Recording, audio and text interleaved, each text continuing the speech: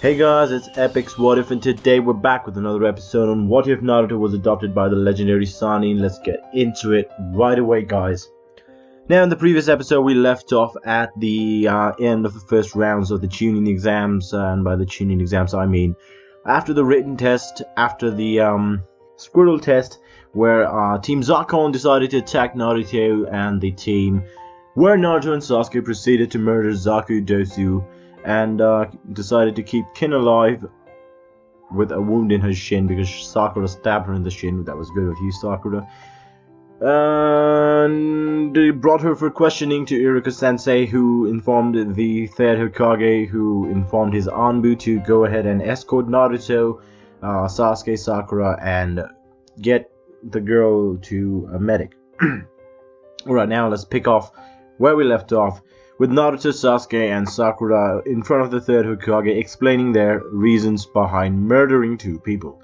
Naruto and Sasuke had their reasons for it, and they decided to explain it to the third Hokage. Lord Third, you see, it was pretty simple. Team Dosu wanted to kill us and kidnap Sasuke. We don't know who put them up to this, but I think it was Orochimaru. We ran into him during the exams, and he was trying to get something on Sasuke. I think he called it a curse seal. I'm sorry, Lord Third, but I feel the tuning exams have been infiltrated by Orochimaru and his men. He decided to attack Sasuke in the middle of the exams, sent underlings that were willing to follow him to the death, tried to kill me and Sakura, and kidnap Sasuke again. Lord Third, we had our reasons behind it. I am not proud of what we did, but I would have done it again if it means saving my team. The third Hokage, after hearing that Orochimaru was behind this, was sent into a bit of a spiral. He had thought Orochimaru would never attack the village, not at a time like this, especially going after Sasuke. Third Hokage knew what to do. He asked Sasuke and Sakura to leave while asking Naruto to stay behind for a few moments, to discuss further arrangements, as it were. Naruto was advised by the third Hokage to create some shadow clones and keep an eye on Sasuke and Sakura at all times, while also informing Jiraiya with the help of the ANBU to come into the area with Tsunade, because they needed them to make sure that Orochimaru would not do something dumb. The ANBU were kept on high alert to make sure nothing weird goes on in the area, to report any suspicious activities, or to tail any person who may look like they're up to something illegal, wrong, unethical, anything. They were not taking any risks, not now. Naruto took his leave from the third Hokage's office to go get some Ichiraku ramen. He was surprised to see Sasuke and Sakura already there, as he thought Sasuke would not actually be hanging out with Sakura. But, he was happy for them. Finally getting along, are we? Just kidding. Sasuke was telling Sakura that she did the right thing by stabbing Kin in the shin. Sakura was still a bit apprehensive, I don't know. She still felt a bit off about the whole situation. She still feels weird that she actually stabbed someone. At which point Naruto simply chimed in by saying, "You're a ninja now, Sakura, deal with it. This is the world that we live in. Sometimes people die. I'm sorry that you can't deal with Sakura, but this is the life you've chosen. And if you only chose this life because you thought it would be cool, then I suggest you fuck off right now. Honestly, you're gonna face a lot worse than what you did. You stabbed someone in the shin and now you feel like your whole life is ruined. I'm sorry, Sakura, but if this is what it's gonna be, I could ask the third Hokage. He could kick you off the team right now. Go be a fucking shopkeeper, I don't know." Sasuke himself, although not saying much, supported the statement that Naruto was said. Being a ninja was not going to be fun and games. Sakura was actually hurt by this statement. She thought to herself, how dare Naruto speak to me that way? I went through something fucking traumatic, can't he see that? Now, Naruto honestly made it seem like he wanted Sakura to leave, and he did. He knew what was going on. If Orochimaru was after the third Hokage, he would destroy the entire village to get to him. And any ninja that he could use as leverage to get Sasuke, because Sasuke is something Orochimaru wants, he would use. And Sakura would be nothing more than a fucking hindrance right now. And he was not gonna have that. It would be easier to protect her if she was at home. It really would. And he was really hoping Sakura would just leave. Sakura decided to surprise Naruto by telling him, "Fuck off. I can do this. I'm gonna do this. Just you wait. We'll grow stronger together, Naruto. I'm part of this team as well."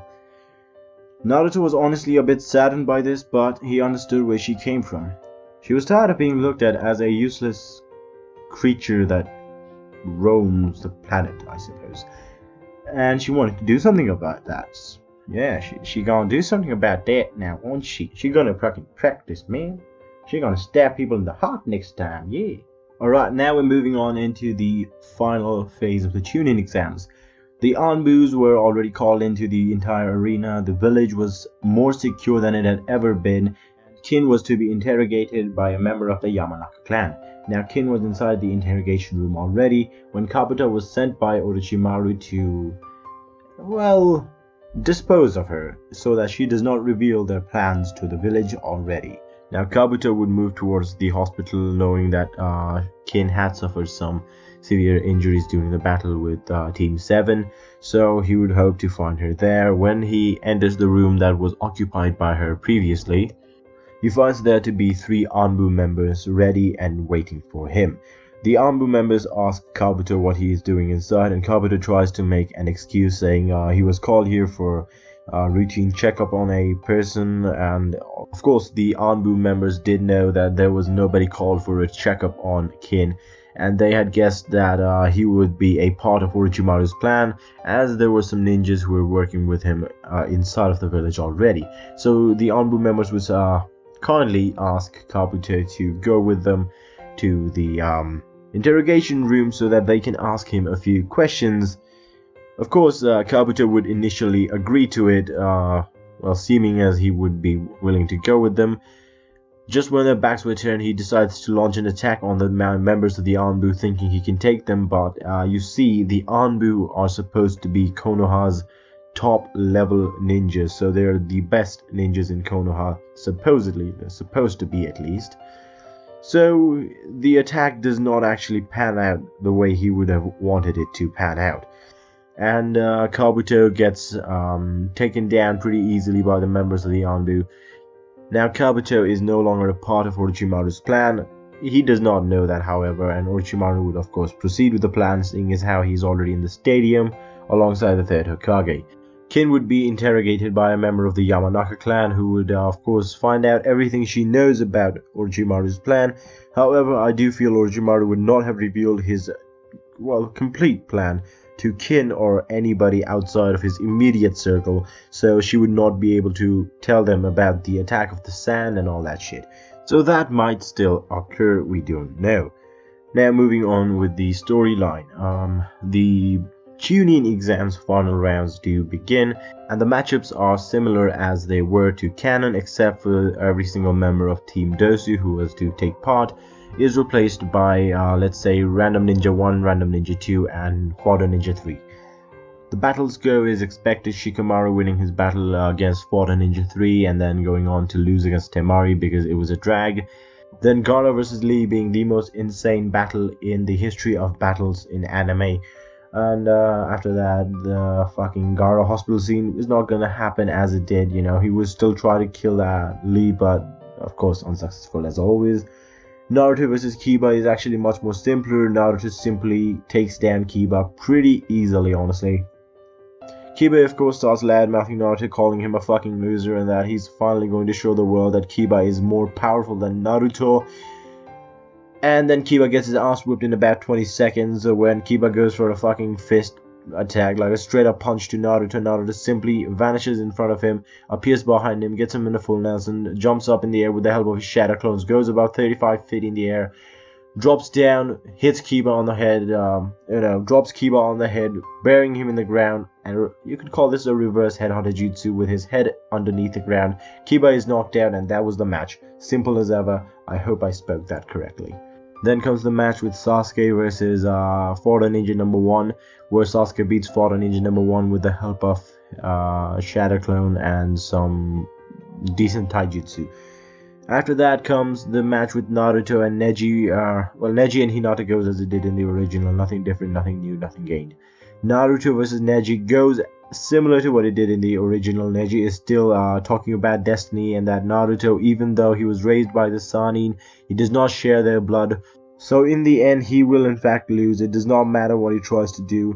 there is no way that Naruto can in fact win, as his destiny will not allow it. Naruto of course goes with his fucking rant about destiny, and it doesn't matter what your fucking destiny is and all that shit. The match with Naruto and Neji finally begins, with Neji going into his 8 trigram state. Naruto, trying Neji out initially with a few light punches here and there. Neji using his 8 trigram and gentle fist to block off Naruto's chakra, and Neji was pretty positive that the battle was already won, and so were the Hyugas, to be honest, as they could see Naruto's chakra points being closed rapidly, with Neji using the 64 palm technique and to try and close off Naruto's chakra points completely. And after the first 64 palms, Neji realized most of Naruto's chakra points were already closed, and Naruto realized how Neji actually fought. Now, Neji depended on a close range attack, so Naruto would have to go either long range or would have to use a lot of chakra to defend his areas, which Neji would probably target. So the vital areas that are needed for movement and for his consciousness, I suppose. Naruto uses the QB chakra cloak for a second to open up the chakra that was blocked by Neji, and then he uses his Uzumaki chakra, the fuck ton of chakra that they get, to actually create a bit of a chakra barrier around his body, where it'll move as Neji is attacking. Now Naruto's reflexes are pretty good, so he should be okay with this. Neji of course saw Naruto's chakra go red for a split second, and he was confused as to what that was, and then he saw Naruto's chakra flow again and begin to circulate like normal, as if nothing had happened. After this, Neji is a bit confused, as he knows he did not miss a single chakra point, so he does not know how Naruto's chakra flow has been regenerated. Now Naruto goes in on Neji with the help of his chakra cloak around his body. Well, not the QB chakra cloak, but this the normal chakra protection, I suppose. Whenever Neji goes for a hit on Naruto, his chakra is moved to the area where the hit is going to take place, and it cushions the blow, allowing Naruto to land a few punches on Neji, after which he lands an uppercut on Neji, throwing him in the air, which then he capitalizes by using a few shadow clones to launch himself in the air and spear Neji straight through his gut, down to the ground. And Neji was seemingly not dead, but then wakes up and uses gets in the stance to use the rotation. Now Naruto does not necessarily know a lot about the rotation, because the Hyuga secrets are really well kept. So Naruto goes in for another attack on Neji with the help of his sword. This time he's like, I'm going to use my sword for a bit of a long range attack on Neji. Now Naruto is funneling chakra through his katana blade that he's carrying. It's a minor katana, nothing insane. This chakra that is flowing through the katana is then used as a bit of a wand, I suppose. His wind chakra is in the katana. He then uses it as a wand, using the sword to throw a chakra blade in front of Naruto, which is a slice of wind chakra that is cutting everything in his path. Now Neji is ready for this with the help of his rotation, and Naruto doesn't necessarily know about this. Naruto is preparing a Rasengan on both of his hands to try and take Neji out. He's not pumped a fuck ton of chakra in it, so he should be okay. Now Neji uses the rotation, and Naruto is caught off guard by it. He is launched in the air and lands a bit far away from Neji. Neji starts bragging about the rotation being one of the Hyuga's most powerful weapons in their arsenal, which Neji has learned at such a young age. Now Naruto realizes how this rotation works. He's simply spinning his body so quick with the help of his chakra that the opponent is getting flinged in the air while a few chakra points are being damaged. Naruto then realizes that he can simply spin the Rasengan in the opposite direction, which should have enough force to negate the effects of the rotation, allowing him to attack Neji with another hand. Naruto creates about 35 shadow clones immediately, surprising the crowd at how many shadow clones he can actually command. After which he creates about 15 Rasengans on 15 shadow clones, the others being distractions, I suppose. Neji is getting ready for the rotation. Just as the 15 Rasengan wielding shadow clones come towards Neji, he uses the rotation to blast most of them, but the fourth or fifth Rasengan actually manages to negate the effects of the rotation, allowing the others to connect slightly to Neji. His own reflexes reflexes also allow Neji to be safe. However, right after the Rasengans dissipate, I suppose, the remaining Shadow Clones come in and start using the Naruto Uzumaki barrage on Neji, knocking him out and giving Naruto the victory. After which comes the battle with Gaara and Sasuke. Now, Sasuke and Gaara's battle initially goes somewhat similar, except Sasuke uses a katana as well now. And his katana, mixed with some lightning chakra, is actually doing a fuck ton of damage to Gaara. Gaara gets injured pretty quick in the match. His blood is bleeding from his cheek with a stab wound, or rather a slight cut that Sasuke managed to put on Gaara immediately in the game.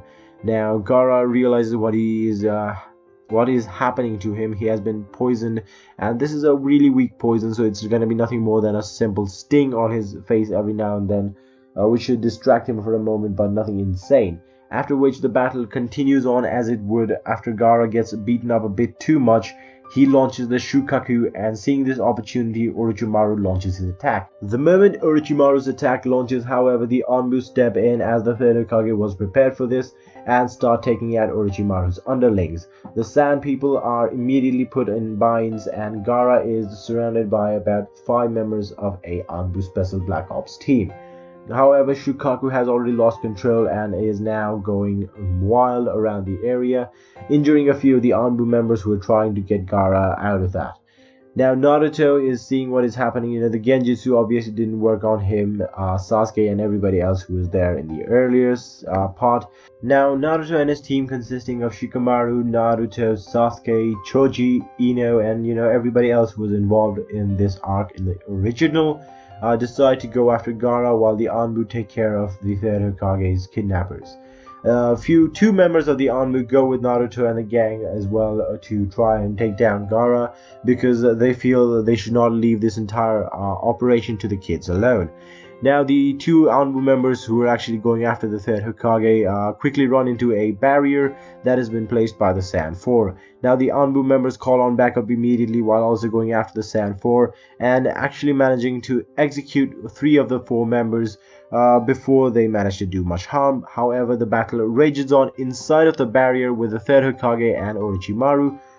This battle is going on okay in the beginning, with it seeming to be as it was in the original. However, Jiraiya and Tsunade pop in right then and there outside of the barrier, Tsunade using her extreme strength to shatter the barrier around the area, and the 4th member of the Sound 4 actually managing to run away because he realizes he is fucked if he does not. We'll see who this is in another episode, I suppose. Now, what is going to happen? Now, Jiraiya and Tsunade are there alongside the third Hokage, facing off against Orochimaru, the first Hokage, and the second Hokage.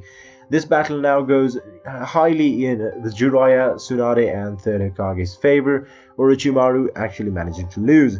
Jiraiya and Tsunade have, grown pretty close over the years, after living together while taking care of Naruto, so they work together pretty seamlessly now, even more so than they did when they were a team. Well, they share a few words with Orochimaru, saying how he still hasn't changed even after all of these years.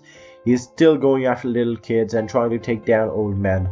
Orochimaru does not find this amusing, however, and is saying, "Tsunade, you and I could have ruled the world together, but it seems you're still hell-bent on killing yourself.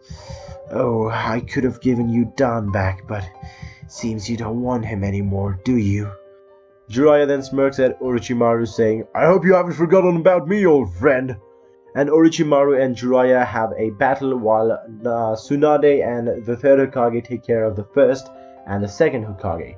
Now the battle is going pretty well, with Jiraiya managing to beat Orochimaru, Tsunade and Jiraiya managing to beat the 2 Hokages, and the third Hokage not being completely dead.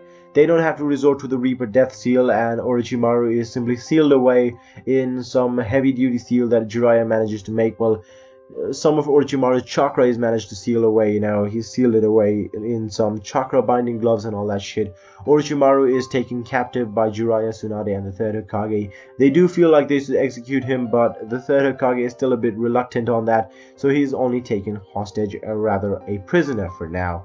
Hopefully they can see what his plans are, what he's working with, and they can get some information out of him that could be valuable to them.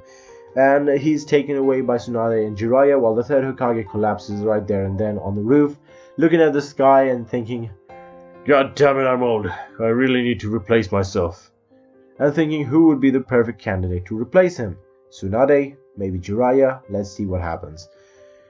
Meanwhile, the match with Naruto, the gang, 2 ANBU members, and then the fucking Shukaku is gonna be going on. Sound 4, no longer a problem, so that doesn't happen. Everybody managed to reach Shukaku in time, and they see Shukaku losing control pretty quick. Sasuke and Naruto have a plan, and they share it with everybody, including the 2 ANBU members. Now, the 2 ANBU members are to be the distraction for Shukaku. It isn't the complete Shukaku form, it's more like the half-transformed state.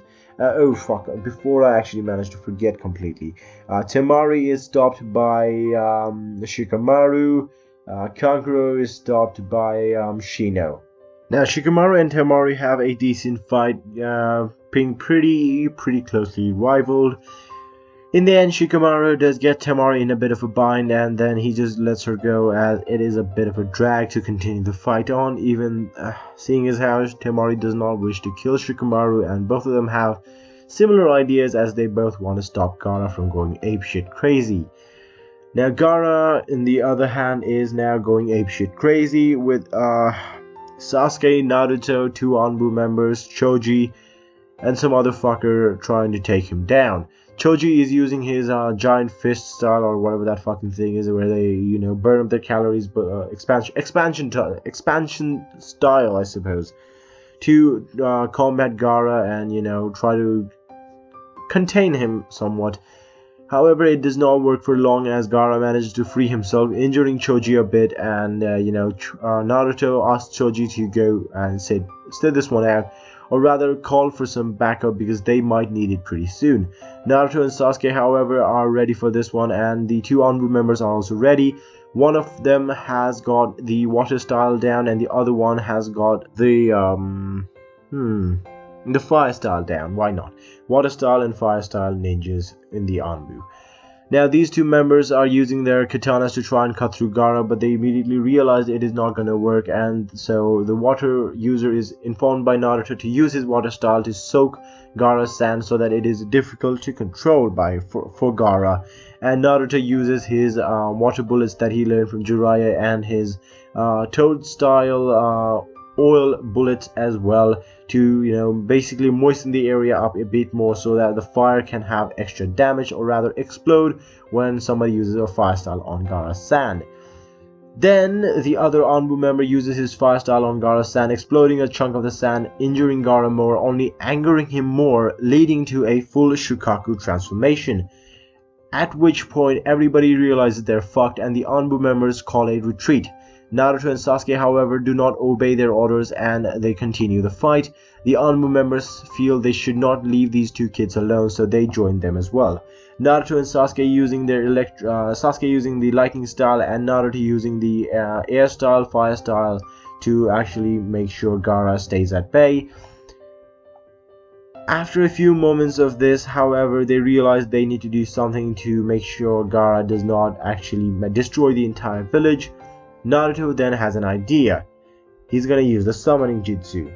Naruto bites down on his thumb and then summons Gamabunta, which surprises Sasuke and the other 2 ANBU members who were present at that time, as this is no small feat. Naruto then advises Sasuke and the other 2 members to get on Gamabunta as well, and Gamabunta basically tells Naruto what he needs to do.